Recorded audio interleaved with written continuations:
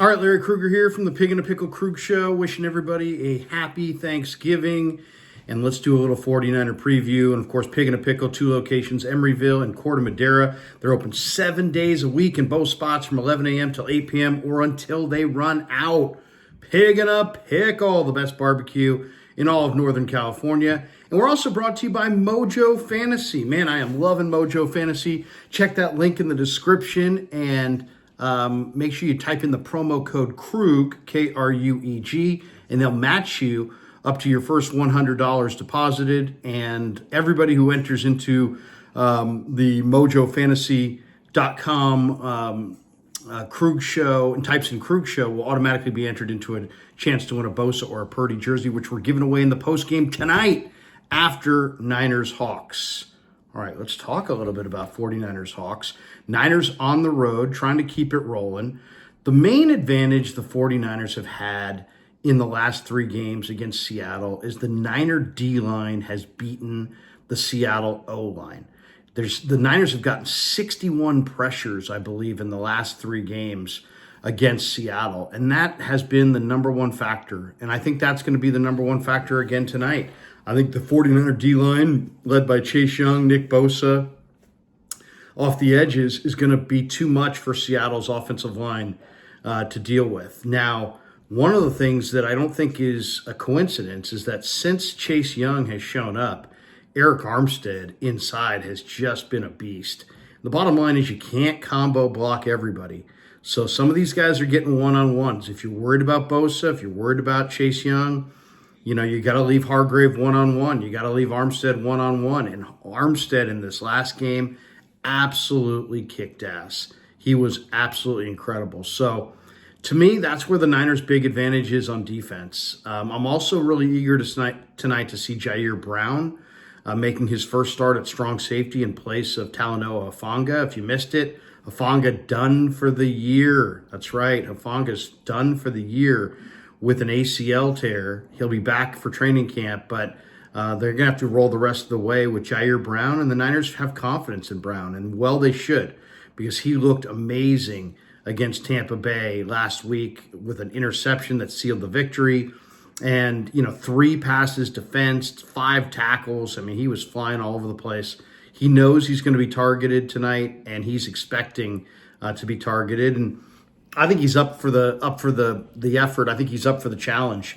The one thing when you're talking about Seattle, they got DK Metcalf, and Metcalf is a monster. But I think the Niners, in a lot of ways, have the perfect guy to go against him in Mooney Ward. Metcalf does not have a lot of moves. Mooney Ward is a big corner who can make plays down the field. He kind of struggles against guys who can put second and third moves and string them together, and guys who have just elite body control. That's not Metcalf. Metcalf is a big, strong, fast rumbler who makes plays down the field. And I think Mooney Ward's almost, in some ways, I think the Niners may have acquired Mooney Ward with the idea that he was going to match up on the big receivers that are in the division, most notably DK Metcalf. The other guy to watch for who's just an absolute nightmare to guard is Tyler Lockett. Lockett is just a really, he's the opposite of Metcalf. He runs great routes. He has incredible hands. Quick in and out of his breaks. It's going to be a major challenge for Demo Lenore to try to defend Tyler Lockett or Ambry Thomas for that matter. But, I like the Niners corners and the way they're playing. Lenore's been fantastic all year. Ambry's had a couple good weeks now back-to-back coming in for Oliver. And I like the look of that Niners secondary now with the increased speed of Ambry Thomas. And obviously, the big part of the game today is, the UCLA running back who is, fantastic in the screen game. He is a guy that is not an easy guy to bring down, and they're going to have to do a really nice job against the rookie running back. Kenneth Walker will not play, and so the rookie running back at UCLA is going to be, it's going to be a guy they run it with a lot, and he breaks tackles. The thing about him, he runs upright, so you can get big hits on him, but he's really good in the screen game. And the Niners the screen game's been their weakness much of the year. But I think in this game, they're going to stand up to the screens. They've gotten better the last couple of weeks, according to Shanahan and Wilkes. They're going to have to be on point tonight in the screen game, because I guarantee you, to negate the Niner rush, Seattle's going to throw a number of screens, and they're probably going to go to this UCLA running back, and he is a rumbler. He's a big guy, Charbonnet. And, Charbonnet is one of those guys where he runs upright and you can get big hits on him, but he deals out a lot of punishment to defenses. So, and he finishes his runs, and he's a tough guy, especially in short yardage. He doesn't dance. He doesn't dance like their number one back, Kenneth Walker. But, man, he absolutely will square those shoulders, get him square to the line of scrimmage, and power through. So you better bring your put on the big boy pants tonight and get ready to hit Charbonnet, because otherwise Charbonnet has a monster 140-yard day with, 70 yards of screen passes. Seattle's going to win this game. So he is absolutely huge. You got to take away Charbonnet in the screen game. You got to really gang tackle him. He runs upright. And so you can either go low on him, or if, he gives you a gigantic target area when he runs. And I would love to see Greenlaw just pop him 3-4 times tonight. So that's the keys for defense for the Niners. Stop Charbonnet. Don't let DK Metcalf go off. Really get after Geno. Put tons of pressure on Geno. Geno's not feeling good. He's got a bum elbow. And so he's not 100%. If you can drive him from the game, that could be a major key. The other key on offense, let's flip the card and talk about the Niner offense. The Seahawks have a unique skill set in that they have Tariq Woolen on one corner, and they've got Devin Witherspoon on the other corner. And they're young guys, but they can play man-to-man. So Ayuk and Debo are going to have to, be able to free themselves up against man coverage.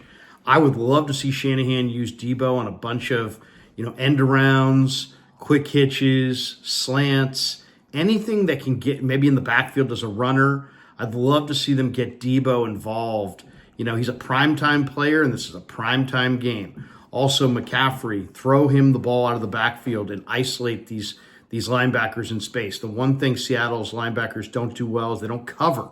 If you can force, some of these guys, Jordan Brooks, Bobby Wagner, to play coverage, I think that's major advantage 49ers. So that's a big key. And then George Kittle. I mean, if you look at Seattle's defense, all the numbers say that Seattle struggles to defend the tight end. I mean, mightily. And Kittle is rolling right now. So I would say Kittle, Debo, Ayuk's been big, CMC. I mean, the Niners have a ton of weapons.